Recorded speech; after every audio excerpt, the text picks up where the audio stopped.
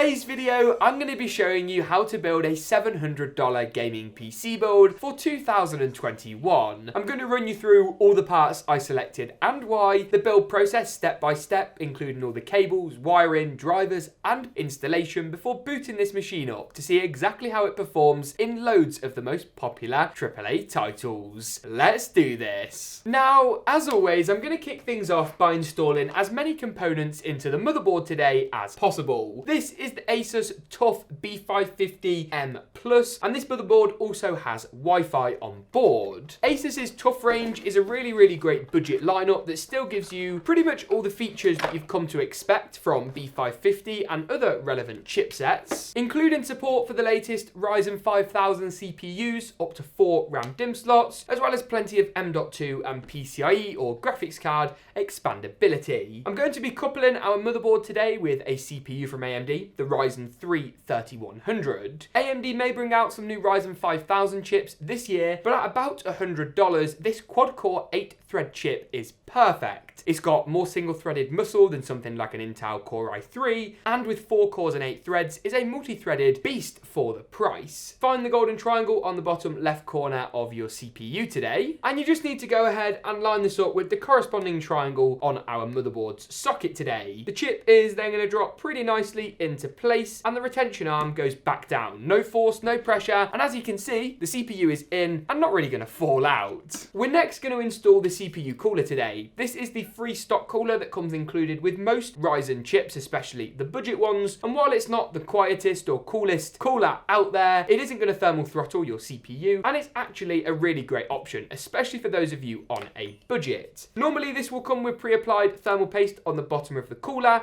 but because I've used this one before, I just need to pop on a touch of my own. Once we've done this, we're going to line up these 4 black screws that are pre-attached to the cooler and don't come off, with the corresponding 4 holes around our CPU today. It's then simply a case of taking that 4-pin fan header and popping that to the grey CPU fan header on the motherboard. Go ahead and tuck the cable out the way today to make things look that little bit tidier. The next step then is to install the RAM today. This memory here is a great budget option from Teamgroup. It's their 16GB T-Force Delta RGB kit, and it's actually cheaper than a lot of non-RGB kits out there. This is a 3600 MHz kit, which is about as low as you want to go. Don't opt for a 2666 kit to save a little bit of money, because you'll lose out with Ryzen performance here. Installing the RAM is pretty simple. Find the notch on your RAM DIMM today and line this up with the corresponding notches on your RAM DIMM slots, and then it is simply a case of lining that RAM up, having pulled back those retention clips,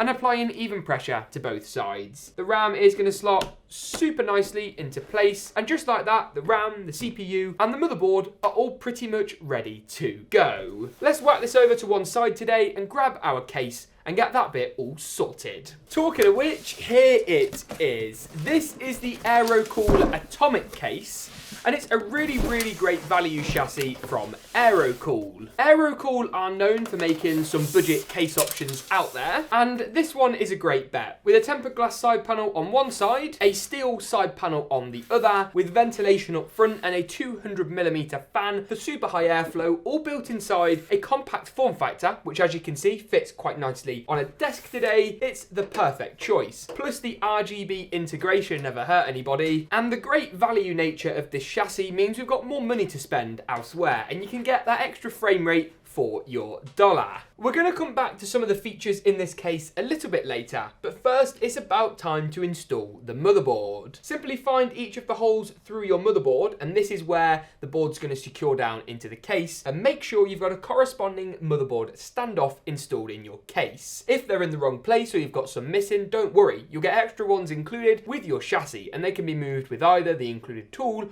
or a pretty basic set of pliers. In this instance, all the standoffs are in the exact right place for us to go ahead and slide the motherboard into place. If you've got an I/O shield, that will need clipping in as well, though some motherboards nowadays do have them built into the rear I/O. So depending on kind of what products you go for, your mileage is going to vary here. Make sure you've moved kind of all the cables and all of that sort of stuff out the way, and then you can simply go ahead and slide the motherboard nicely into place. And it's then a case of screwing screwing the motherboard down a little something like so, with the screws that come included with your case. With the motherboard installed today, I'm next going to pop our power supply in and do some of our cables and wiring. I'm also going to plug up some of our front panel connectors in just a moment's time, but first, this is the power supply unit I've selected. It's the Aerocool Aero Bronze 600 watt. It's an 80 plus bronze certified, pretty reliable and budget oriented power supply. It's going to be more than enough for today's build, and although it is non-modular, it does have some pretty nice black cables, as you can see here. Now, installing the power supply is pretty simple. This case actually has a power supply shroud,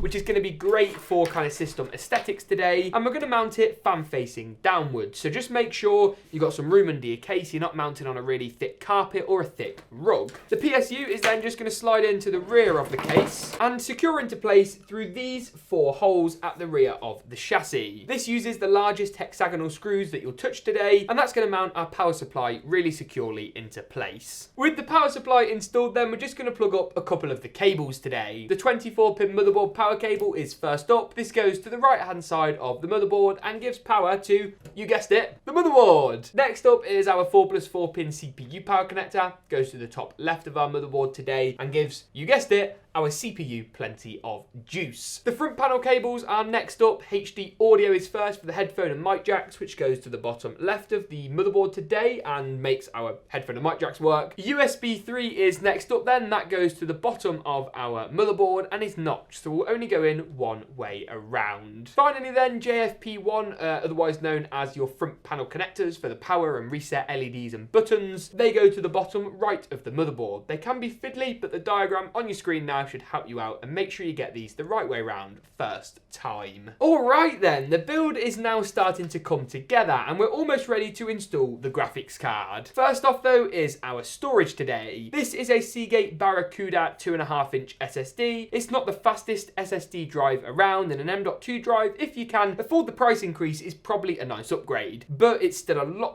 quicker than any hard drive option on the market, and it's going to make sure you get those speedy, reliable game boot times. I'm going to spin our chassis around today, and you'll then actually be able to see we've got an SSD mount at the rear of the case. SSDs aren't particularly fussy about where they mount. They've got no moving parts, so for all they care, you could basically just sellotape them onto the back of the motherboard. But for extra peace of mind, this is going to keep things that little bit tidier. We're going to slot this SSD into place, and here you'll see 4 screw holes, which will make it much easier to secure that drive down into place. Follow along a little something like so, and the cage can then go back onto the rear of the case. Okay then, it's now about time to install the graphics card. That never gets old.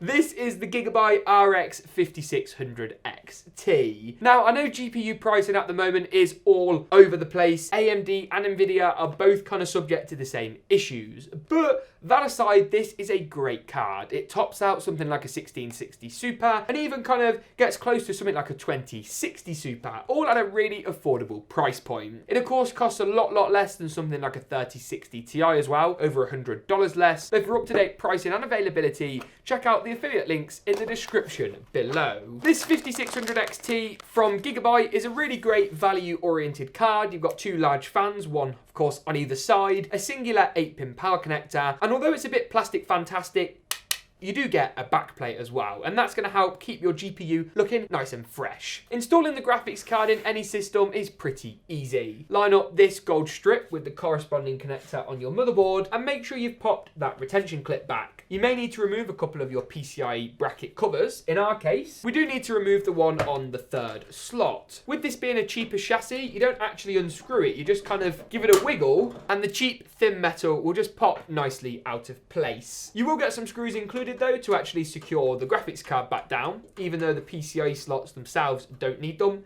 So make sure you take these out before going ahead and sliding that graphics card into place. That's going to clip in pretty securely, and then that screw is going to fasten the graphics card nice and securely into place. We then just need to remember to give it a 6+2 pin GPU power, so it's all powered up and ready to go. But I think on that front, we're almost finished for today's system. We do need to plug up our SATA and data connectors, both to our drive on one side, with the other end of that SATA data cable going to our motherboard, and they plug in really simply a little something like this. But I think that pretty much wraps up not only the cabling and the wiring for today's build, but the actual whole build process itself. Hang tight because I'm going to cover exactly how you install drivers, as well as booting this machine up to see how it performs in loads of the most popular and latest AAA titles. First though, let's see how good it looks when it's all powered up in the customary glam GeekaWhat montage. Roll the clip.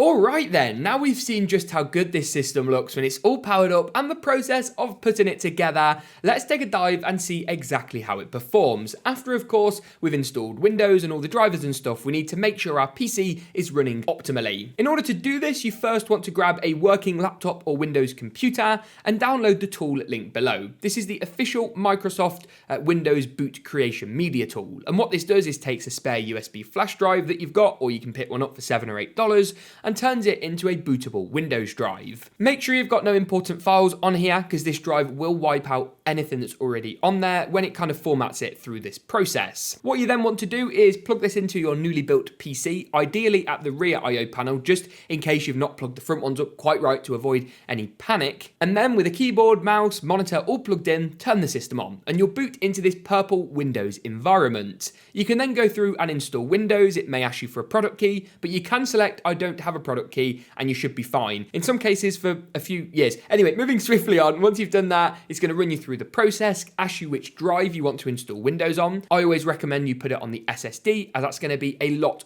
quicker for your system. And if you've got an SSD, it's likely to be the smaller, lower gigabyte capacity drive. Once you've done this, and it can take a little while, plug up an Ethernet or your Wi-Fi, and then we can install our drivers today. The first of those is like any LAN or Ethernet drivers. You also want any motherboard software utilities, and all of these can be found by simply searching for the name of your motherboard followed by drivers. I'll link the official ASUS site for this B550 motherboard down in the description below. With that done though, let's have a look and see how the system performs once all those drivers have been installed, kicking off with Death Stranding. At 1080p medium to high settings, you're looking at 113 FPS on average, with 106 and 101 for the 90 and 99th percentile results, which are the measures I use to report frame rates. Next up is GTA 5, 1080p normal, so kind of medium settings in the game's inbuilt benchmarking mode yielded some incredible results. 185, 162 and 139 FPS respectively for the average 90 and 99th percentile results. You can of course compare this to my other systems as well because the benchmark mode gives you a really consistent result. Next up then is Apex Legends. Apex Legends, can say that properly. 1080p high settings with our frame rate unlimited in the Origin client to stop us hitting the 140 FPS ceiling, gives us 163, 151 and 143 frames per second. Next up today then is the first of two Call of Duties. First up we've got Call of Duty Warzone. Here at 1080p once again, you're looking at 135, 112 and 102 frames per second, with Call of Duty's new Black Ops Cold War giving us similar results, 142, 124 and 106 respectively. So around about a 10% increase across the board in Black Ops Cold War, which is a nice improvement. Next up then is Forza Horizon 4. The game's inbuilt benchmarking mode is still a popular one to this day. 1080p high settings gives you 154 on average, with 145 and 141 for the 90 and 99th percentile results, proving that 1080p is a breeze for this card, but I wouldn't really recommend 1440p gaming on a system with a Ryzen 3 3100. Next up then is Overwatch. 1080p high settings, we're getting kind of esports level frame rates, 164, 155 and 152 for the average 90 and 99th percentile results respectively. CSGO then is a personal favourite of, well, everybody's. 1080p with kind of tuned down medium settings to give us that competitive edge gives you an average of 421 frames per second. I mean, say no more really. Next up then is Doom Eternal. Here at 1080p Ultra settings, I know, craziness. We're seeing here an average frame rate of 140, 131 and 126, which follow for those 90 and 99th percentile results. Visually, the game looked pretty stunning if I do say so myself, and ran a breeze on this system. Talking of running a breeze, Rainbow Six Siege, that kind of rhymed. Woo! 1080p high settings, you're looking 258 FPS with 231 and 214 for the 90 and 99th percentile results, meaning the game stayed pretty much all times above that 214 frames per second mark. Next up today then is Valorant. 1080p medium settings gives you 316 FPS on average, with 295 and 283 being very respectable for those lower end percentiles. Once again, the game looked really great, and Valorant's pretty easy to run if I do say so myself. Talking of games that aren't easy to run, Cyberpunk 2077. Then again, 1080p medium settings using some of the fidelity scaling options at the bottom of the settings menu, which AMD cards do support, unlike DLSS, unfortunately. And although DLSS is a proprietary NVIDIA technology, they haven't got their own alternative yet, is kind of what I'm getting at. You're looking 61 FPS on average, with 57 and 51 for the 90 and 99th percentile results. My preference with Cyberpunk at the moment is definitely to go the NVIDIA route. Not only do you get ray tracing, which isn't for everybody, but you do get DLSS, so you get the best of both worlds. AMD cards, you currently get, well, you get kind of neither really, although it's interesting to see whether or not NVIDIA's GTX cards, which arguably compete with the 5600 XT, will support those features anyway, but it's something to keep in mind. Fortnite then is the final game on the list today, here at 1080p medium settings, kind of a bit more of a competitive edge. You're looking 258 frames per second, with 232 and 216 for the 90 and 99th percentile results. With that being said though, that pretty much wraps it up, not only for the gaming benchmarks today, but for the whole video. If you enjoyed this 2021 gaming PC build, let me know in the comments down below. Give this video a like if you will, it really does help us out. Make sure you get subscribed and ding dong that notification bell if you aren't already. Once again, really helps us out. Thank you very much for watching though. I'll be quiet now because we'll see you in the next one.